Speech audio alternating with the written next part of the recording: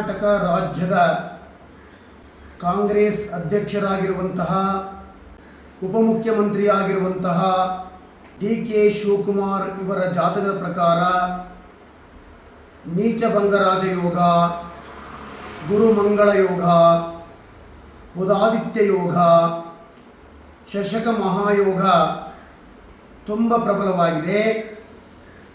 ಇವರು ಜನಿಸಿದ್ದು 1961 ಮೇ 15ನೇ ತಾರೀಕು ಸೋಮವಾರ ಬೆಳಗಿನ ಜಾವ 5:15ಕ್ಕೆ ಕೃತಿಕಾ ನಕ್ಷತ್ರ ವೃಷಭ ರಾಶಿಯಾಗಿದ್ದು, ಇವರ ಜಾತಕವನ್ನು ಸಮಗ್ರವಾಗಿ ಅಧ್ಯಯನ ಮಾಡಿದಾಗ 2025ರ ಅಂತ್ಯಕಾಲದಲ್ಲಿ ಅಥವಾ 26ನೇ ಇಸ್ವಿಯ ಪ್ರಾರಂಭ ಕಾಲದಲ್ಲಿ ಇವರಿಗೆ ಕರ್ನಾಟಕ ರಾಜ್ಯದ ಪ್ರಬಲ ಮುಖ್ಯಮಂತ್ರಿ ಆಗುವಂಥ ಯೋಗ ಪ್ರಬಲವಾಗಿದೆ. ಇವರ ಜನ್ಮ ಕುಂಡಲಿಯನ್ನು ಸಂಪೂರ್ಣವಾಗಿ ಅಧ್ಯಯನವನ್ನು ನಾವು ಮಾಡಿದ್ದೇವೆ. ಈ ಹಿಂದೆನೂ ಕೂಡ ಇವರ ಜಾತಕ ಪ್ರಕಾರ 2006ನೇ ಇಸ್ವಿಯಲ್ಲಿ ಅಕ್ಟೋಬರ್ 15ನೇ ತಾರೀಕು ಜ್ಯೋತಿಷ ಸುಧಾ ಎಂಬ ಪತ್ರಿಕೆಯಲ್ಲಿ ಪ್ರಕಟ ಮಾಡಿದ ಹಾಗೆ ಅವರಿಗೆ ಕರ್ನಾಟಕ ರಾಜ್ಯದ ಕಾಂಗ್ರೆಸ್ ಅಧ್ಯಕ್ಷರಾಗಿ, ಮುಂದೆ ಉಪಮುಖ್ಯಮಂತ್ರಿಗಳಾಗಿ, ಆನಂತರ ಮುಖ್ಯಮಂತ್ರಿಗಳಾಗುತ್ತಾರೆ ಎಂದು ಹೇಳಿದ ಭವಿಷ್ಯ ನಿದರ್ಶನ ಇದೆ. ಈಗ ಅವರ ಕುಂಡಲಿಯ ಪ್ರಕಾರ ನೋಡಿದಾಗ ಮಾರ್ಚ್ 15ನೇ ತಾರೀಕು 2025ರಿಂದ ಅವರಿಗೆ ಸಂಪೂರ್ಣವಾಗಿ ಗುರುದೃಷ್ಟಿ ಪ್ರಾರಂಭವಾಗಿ, ಮೇ 15, 2025ರಿಂದ ಸಂಪೂರ್ಣವಾಗಿ ಗುರುಬಲ ಪ್ರಾರಂಭವಾಗಿ, ಹಾಗೆ ಮಾರ್ಚ್ 29, 2025ರಿಂದ 11ನೇ ಶನಿ, 2ನೇ ಗುರು ಕಬ್ಬಿನ ಮೇಲೆ ಜೇನೆಟ್ಟಂತೆ ತುಂಬ ಪ್ರಬಲವಾಗಿದೆ. ಅವರ ಜಾತಕ ಪ್ರಕಾರ ದಶಾಭುಕ್ತಿಯನ್ನು ನೋಡಿಕೊಂಡಾಗ ಶನಿ ದಶೆಯಲ್ಲಿ ಅವರಿಗೀಗ ರವಿ ಭುಕ್ತಿ ಪ್ರಾರಂಭವಾಗಿದ್ದು, ರವಿ ಮತ್ತು ಚಂದ್ರ ಲಗ್ನ ಧನಸ್ಥಾನದಲ್ಲಿ ಷಷ್ಠಾಧಿಪತಿಯಾಗಿರ್ತಕ್ಕಂಥ ಬುಧ ಗ್ರಹದ ಜೊತೆಗಿರೋದ್ರಿಂದ ಸದಾ ವೈರಿಗಳಿಂದ ಅವರಿಗೆ ತೊಂದರೆಯಾಗುವಂಥ ಯೋಗ ಇದೆ. ಅದು ನವೆಂಬರ್ 26, 2025ರವರೆಗೆ ಇರುತ್ತೆ. ಆನಂತರ ಅವರಿಗೆ ಸಂಪೂರ್ಣವಾಗಿ ಚಂದ್ರಭುಕ್ತಿ ನೀಚಭಂಗ ರಾಜಯೋಗ, ಕುಜಭುಕ್ತಿ ನೀಚಭಂಗ ರಾಜಯೋಗ, ರಾಹುಭುಕ್ತಿ ರಾಹು ತುಂಗ ಯೋಗ, ನಂತರ ಗುರುಭುಕ್ತಿ ನೀಚಭಂಗ ರಾಜಯೋಗ ಇರುವುದರಿಂದ ಸುಮಾರು 8ರಿಂದ 10 ವರ್ಷಗಳ ಕಾಲ ಅಖಂಡ ರಾಜಯೋಗವನ್ನು ಹೊಂದಿರತಕ್ಕಂಥ ಜಾತಕ ಡಿ.ಕೆ. ಶಿವಕುಮಾರ್ ಅವರ ಜಾತಕ. ಹಾಗಾಗಿ ಅವರ ಅಧ್ಯಕ್ಷತೆಯಲ್ಲಿ ಹಾಗೂ ಮುಖ್ಯಮಂತ್ರಿಯ ಒಂದು ಯೋಗದಲ್ಲಿ ಅವರು ಹುಟ್ಟಿದ್ದಾರೆ. ನಂತರ ಮುಖ್ಯಮಂತ್ರಿಯಾಗಿ ಮುಂದೆ ಒಳ್ಳೆ ರಾಜ್ಯಭಾರ ಮಾಡೋದ್ರ ಜೊತೆಗೆ ಜನಪರವಾಗಿರ್ತಕ್ಕಂಥ ಒಳ್ಳೆಯ ಕೆಲಸಗಳನ್ನು ಅವರು ಮಾಡುವಂಥ ಯೋಗ ತುಂಬ ಪ್ರಬಲವಾಗಿದೆ. ಅವರ ಕುಂಡಲಿ ಪ್ರಕಾರ ವೃಷಭ ರಾಶಿ ಮತ್ತು ಮೇಷ ಲಗ್ನವಾಗಿರೋದ್ರಿಂದ ತುಂಬ ಹಠವಾದಿಗಳು, ತುಂಬ ಧೈರ್ಯಶಾಲಿಗಳಾಗಿದ್ದಾರೆ. ಅವರ ಕುಂಡಲಿ ಪ್ರಕಾರ ಕಾಳಸರ್ಪ ಯೋಗ ಇರೋದ್ರಿಂದ ಸರ್ಪಶಾಂತಿಯನ್ನು ಮಾಡಿಸಿಕೊಳ್ಬೇಕಾಗ್ತದೆ. ಮತ್ತು ಈಗ ಷಷ್ಠಾಧಿಪತಿ ಬುಧ ಇರೋದ್ರಿಂದ ವೈರಿಗಳಿಂದ ಸದಾ ತೊಂದರೆ ಇರೋದ್ರಿಂದ ಅವರು ಬುಧನ ಒಂದು ಜಪ ಶಾಂತಿ ಹೋಮಗಳನ್ನು ಮಾಡಿಕೊಳ್ಳೋದ್ರಿಂದ ಶತ್ರುಗಳ ಸಂಖ್ಯೆ ಕಡಿಮೆ ಆಗ್ತದೆ. ಮತ್ತು ಅವರು ಕೂಡ ದೈವ ಭಕ್ತರಾಗಿರೋದ್ರಿಂದ ಅವರ ಜನ್ಮ ಕುಂಡಲಿ ಪ್ರಕಾರ 2025-26ರಲ್ಲಿ ಅವರು ಮುಖ್ಯಮಂತ್ರಿ ಆಗೋದು ಖಚಿತ. ಅವರ ಕುಂಡಲಿ ಪ್ರಕಾರ ಮುಂದೆ ನೋಡಿದರೂ ಕೂಡ ಅವರಿಗೆ ಉತ್ತಮವಾದ ಯೋಗ ಇರೋದರಿಂದ ರಾಜ್ಯದ ಮುಖ್ಯಮಂತ್ರಿಯಾಗಿ ನಂತರ ಕೇಂದ್ರದ ಮಂತ್ರಿಗಳಾದರೂ ಕೂಡ ಆಶ್ಚರ್ಯ ಇಲ್ಲ. ಬಹಳ ಪ್ರಬಲವಾಗಿರ್ತಕ್ಕಂಥ ಜಾತಕ. ಇಂದಿರಾ ಗಾಂಧಿ ಜಾತಕವನ್ನು ಹೋಲ್ತಾ ಇದೆ, ರಾಜೀವ್ ಗಾಂಧಿ ಜಾತಕವನ್ನು ಹೋಲ್ತಾ ಇದೆ, ವಾಜಪೇಯಿ ಜಾತಕವನ್ನು ಹೋಲ್ತಾ ಇದೆ. ಹಾಗೆ ನಮ್ಮ ಕರ್ನಾಟಕ ರಾಜ್ಯದ ಮಾಜಿ ಮುಖ್ಯಮಂತ್ರಿಗಳಾಗಿರ್ತಕ್ಕಂಥ ರಾಮಕೃಷ್ಣ ಹೆಗಡೆಯವರ ಜಾತಕವನ್ನು ಹೋಲ್ತಾ ಇದೆ, ಬಂಗಾರಪ್ಪನವರ ಜಾತಕವನ್ನು ಹೋಲ್ತಾ ಇದೆ. ಹಾಗೆ ವಿಶೇಷವಾಗಿ ನೀಚಭಂಗ ರಾಜಯೋಗ ಅಂದರೆ ಅವರಿಗೆ ಗೊತ್ತಿಲ್ಲದೇ ಸಾಕಷ್ಟು ಒಳ್ಳೆಯ ಅಧಿಕಾರ ಪ್ರಾಪ್ತಿಯಾಗುವಂಥ ಯೋಗ ಇದೆ. ಅವರಿಗೆ ಎಷ್ಟೇ ಪ್ರಬಲವಾಗಿರ್ತಕ್ಕಂಥ ವಿರೋಧಿಗಳಿದ್ದರೂ ಕೂಡ ಅವರನ್ನು ಏನೂ ಮಾಡೋಕ್ಕಾಗೋದಿಲ್ಲ. ಅವರ ಜಾತಕವೇ ದೈವಾನುಸಂಭೂತ ಜಾತಕವಾಗಿರೋದ್ರಿಂದ ಅವರಿಗೆ ಎಷ್ಟು ವೈರಿಗಳು ತೊಂದರೆ ಕೊಡ್ತಾರೋ ಅಷ್ಟು ಮೇಲ್ಮಟ್ಟಕ್ಕೆ ಹೋಗ್ತಾ ಇರ್ತಾರೆ ಅವರು. ಹಾಗಾಗಿ ಅಂಥ ಒಂದು ಪ್ರಬಲವಾದಂಥ ಜಾತಕ. ಅವರ ಜಾತಕದಲ್ಲಿ ಸೋನಿಯಾ ಗಾಂಧಿಯವರ ಆಶೀರ್ವಾದ, ರಾಹುಲ್ ಗಾಂಧಿಯವರ ಆಶೀರ್ವಾದ, ಪ್ರಿಯಾಂಕಾ ಗಾಂಧಿಯವರ ಆಶೀರ್ವಾದ ಮತ್ತು ಮಾರ್ಗದರ್ಶನ ಇರೋದ್ರಿಂದ ಅವರಿಗೆ ಮುಖ್ಯಮಂತ್ರಿ ಆಗೋ ಯೋಗ ಪ್ರಬಲವಾಗಿದೆ. ಅವರು ಏನಾದರೂ ಕರ್ನಾಟಕ ರಾಜ್ಯದಲ್ಲಿ 2025ರ ಕೊನೆಯಲ್ಲಿ ಕಾಂಗ್ರೆಸ್ನವರು ಅಧಿಕಾರವನ್ನು ಬಿಟ್ಟುಕೊಡದೇ ತೊಂದರೆ ಕೊಟ್ಟರೆ ಅವರು ಬೇರೆ ಪಕ್ಷಕ್ಕೆ ಹೋಗಿ ಆದರೂ ಮುಖ್ಯಮಂತ್ರಿ ಆದರೂ ಆಶ್ಚರ್ಯ ಇಲ್ಲ.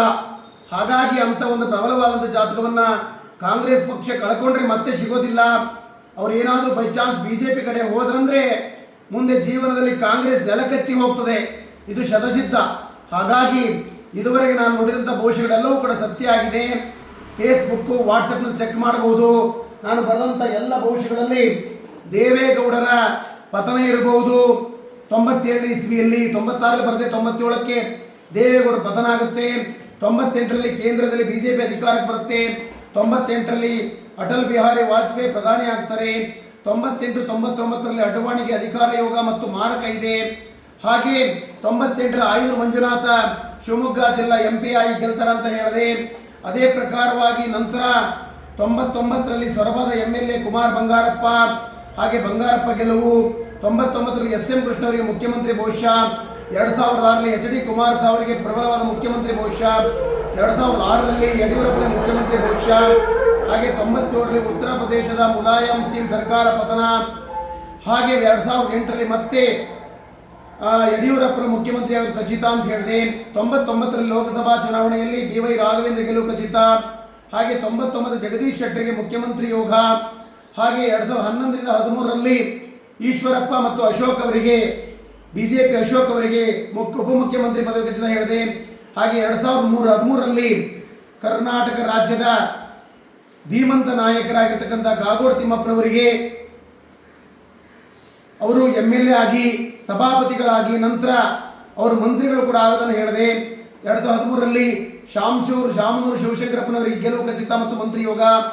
ಹಾಗೆ 2013ರಲ್ಲಿ PT ಪರಮೇಶ್ವರ್ ನಾಯಕ್ ಹೂವಿನಹಾಳ ಕೇಂದ್ರ ಗೆದ್ದು ಮಂತ್ರಿ ಆಗ್ತಾರೆ ಅಂತ ಹೇಳಿದ್ದೆ.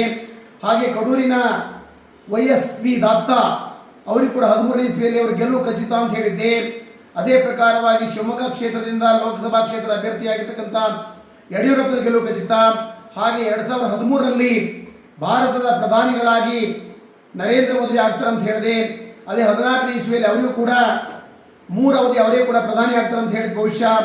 ಹಾಗೆ ನಂತರ ಕೇಂದ್ರದಲ್ಲಿ BJPಯ ರಾಷ್ಟ್ರೀಯ ಅಧ್ಯಕ್ಷರಾದ ರಾಜನಾಥ್ ಸಿಂಗ್ ಅವರಿಗೆ ಪ್ರಬಲ ಮಂತ್ರಿ ಯೋಗ ಅಂತ ಹೇಳಿದ್ವಿ. ಹಾಗೆ 2014ರ ಉಪಚುನಾವಣೆಯಲ್ಲಿ BJP ಅಭ್ಯರ್ಥಿಯಾಗಿರ್ತಕ್ಕಂಥ BY ರಾಘವೇಂದ್ರ ಗೆಲುವು ಖಚಿತ ಅಂತ ಹೇಳಿದ್ದೆ. ಅದೇ ಪ್ರಕಾರವಾಗಿ ಬಳ್ಳಾರಿ ಕ್ಷೇತ್ರದಲ್ಲಿ 14ನೇ ಇಸ್ವಿಯಲ್ಲಿ NY ಗೋಪಾಲಕೃಷ್ಣ ಗೆಲುವು ಖಚಿತ. ಹಾಗೆ 14ರಲ್ಲಿ ಮಹಾರಾಷ್ಟ್ರ ಮತ್ತು ಹರಿಯಾಣದ BJP ಅಧಿಕಾರಕ್ಕೆ. 2015ರಲ್ಲಿ ಬರೆದಂತೆ ಪ್ರಸನ್ನ ಕುಮಾರ್ ಶಿವಮೊಗ್ಗ ಜಿಲ್ಲಾ MLC ಆಗಿ ಖಚಿತ. ಹಾಗೆ 16, 15, 14 ಕಾಗೋಡು ಮಂತ್ರಿ ಪದವಿ ಖಚಿತ. ನರೇಂದ್ರ ಮೋದಿಯವರು 3 ಅವಧಿ ಪ್ರಧಾನಿಯಾಗಿ ಅಧಿಕಾರ ವಹಿಸಿಕೊಂಡಿದ್ದಾರೆ. ಆ ಪ್ರಕಾರವಾಗಿ DK ಶಿವಕುಮಾರ್ ಈಗ ಉಪಮುಖ್ಯಮಂತ್ರಿಯಾಗಿ ಮುಂದೆ ಮುಖ್ಯಮಂತ್ರಿಗಳು ಕೂಡ ಆಗ್ತಾರೆ ಅಂತ ಹೇಳಿದ್ದೀನಿ. ಹಾಗೆ 2024ರಲ್ಲಿ ಲೋಕಸಭಾ ಚುನಾವಣೆಯಲ್ಲಿ BY ರಾಘವೇಂದ್ರ ಗೆಲುವು ಖಚಿತ. 2024ರ HD ಕುಮಾರಸ್ವಾಮಿ ಕೇಂದ್ರ ಮಂತ್ರಿ ಆಗುವಂಥ ಯೋಗ ಇದೆ ಅಂತಲೂ ಕೂಡ ಹೇಳಿದಂತೆ ಎಲ್ಲ ಭವಿಷ್ಯಗಳ ದಾಖಲಾತಿಗಳು ನಮ್ಮ ಹತ್ರ ಇದ್ದಾವೆ. ಹಾಗಾಗಿ ಅಂಥ ಒಂದು ಎಲ್ಲ ಭವಿಷ್ಯಗಳನ್ನು ಬರೆದಂಥ ನಾನು ಇವತ್ತೇ ನಿಮಗೆ ಹೇಳೋದಿಷ್ಟೇ. ಕರ್ನಾಟಕ ರಾಜ್ಯದಲ್ಲಿ DK ಶಿವಕುಮಾರ್ ಅವರು ಸೂರ್ಯ ಚಂದ್ರ ಎಷ್ಟು ಸತ್ಯವೋ ಅಷ್ಟೇ ಸತ್ಯ. ಅವರು ಮುಖ್ಯಮಂತ್ರಿ ಆಗೋದು ಖಚಿತ.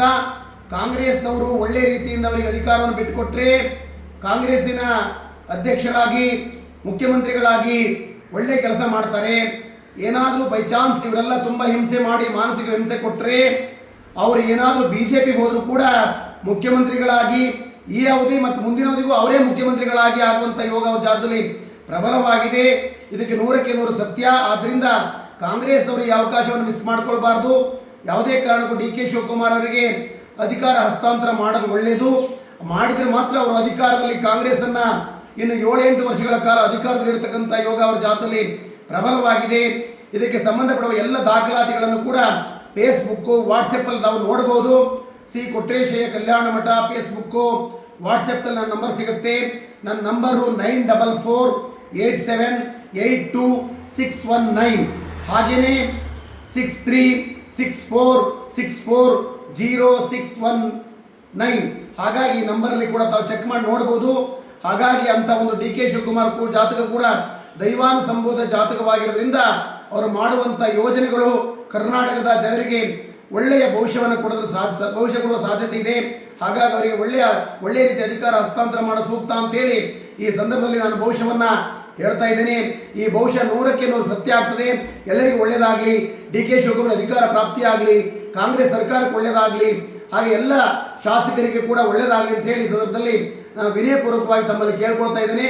ಸದಾಕಾಲ ಒಳ್ಳೆಯದಾಗಲಿ, ಡಿ ಕೆ ಶಿವಕುಮಾರ್ಗೆ ಜಯವಾಗಲಿ. ಓಂ ಶಾಂತಿ ಶಾಂತಿ ಶಾಂತಿ.